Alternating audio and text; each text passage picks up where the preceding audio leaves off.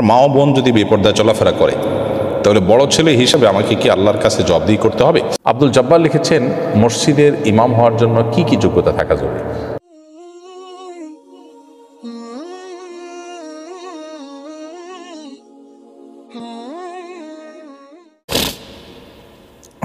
ভাই মেহেদি, আপনার মা এবং বোন যদি পর্দাহীনতার সাথে চলাফেরা করেন, আপনি বড় ছেলে হিসেবে অভিভাবক এবং এটির দায় আপনার উপরে বর্তায়।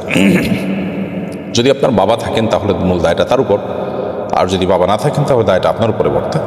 বাবা থাকার পরও যদি বড় ছেলে হিসাবে আপনার প্রভাব থাকে পরিবারের উপরে, আপনার ভরণ পোষণ, আপনার টাকা পয়সা এগুলো দিয়ে পরিবার চলে, তাহলে সেক্ষেত্রে অবশ্যই দায়টা আপনার উপরে বর্তাবে হবে।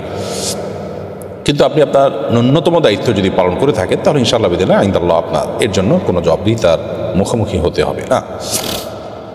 এই ব্যাপারে একটা কথা লোকমুখে প্রচলিত আছে যে একজন নারী জাহান্নামে যাওয়ার সময় 4 জন পুরুষকে জাহান্নামে নিয়ে যাবে। এটা লোকমুখে প্রচলিত কথা, এটা না কোরআনের কথা না হাদিস দ্বারা বর্ণিত কোনো বিষয়। আব্দুল জব্বার লিখেছেন, মসজিদের ইমাম হওয়ার জন্য কি কি যোগ্যতা থাকা জরুরি? মসজিদের ইমাম হওয়ার জন্য একজন মানুষকে তার মধ্যে সূরা কারাতগুলো যেমন বিশুদ্ধ হওয়া জরুরি, নামাজের ইলম তার থাকা জরুরি, কিসে নামাজ ভঙ্গ হয়, নষ্ট হয়, নামাজের ফরজ কি, ওয়াজিব কি, এই বিষয়গুলো ইলম থাকা জরুরি। বাস এগুলো যদি থাকে তাহলে তিনি মসজিদে ইমামতি করতে পারেন। তবে সাধারণত মুসল্লি যারা আছেন তাদের মধ্যে সবচেয়ে জানা মানুষটা কোরআন হাদিস সম্পর্কে সবচেয়ে বেশি ধারণা রাখেন, ইলম বেশি রাখেন, সবচেয়ে ভালো কিরাত পড়তে পারেন, সেই মানুষটাকে ইমাম হিসেবে নিযুক্ত করাটা কর্তৃপক্ষের জন্য কর্তব্য। অর্থাৎ যারা আছেন তাদের মধ্যে থেকে ভালো এবং বেশি জানাওয়ালা মানুষটাকে ইমাম হিসেবে